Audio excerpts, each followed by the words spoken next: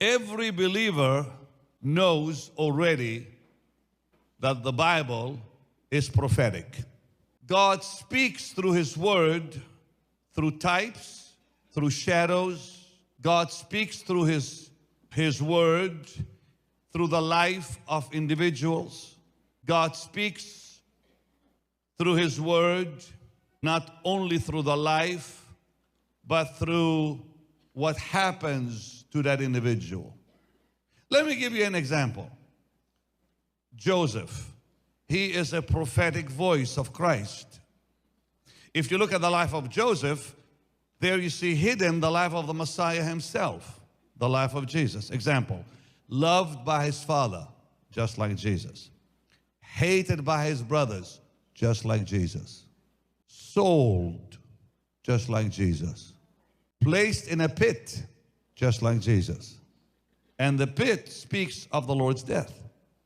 Then placed in a prison, just like Jesus, when he went into the underworld. Then coming out of prison, just like Jesus who rose from the dead.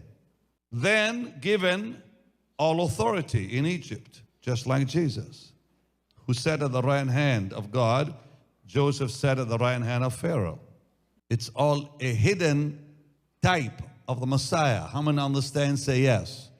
And then Joseph was given what? A Gentile wife, just like Jesus, who what? Received the church. So the Gentile wife is the church. So when you look at the life of Joseph, it's prophetic. Or Isaac, prophetic. Isaac going to the mountains of Moriah. Isaac carrying wood, that's the cross. And there's so much in the life of Isaac.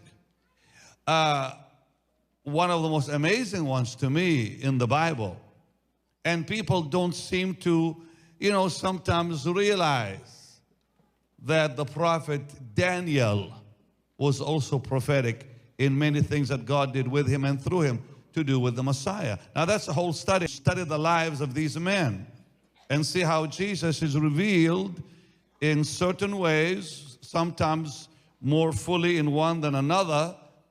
But like Job, amazingly, a lot of what happened to Job was prophetic about the Lord. Or Jonah, things like that.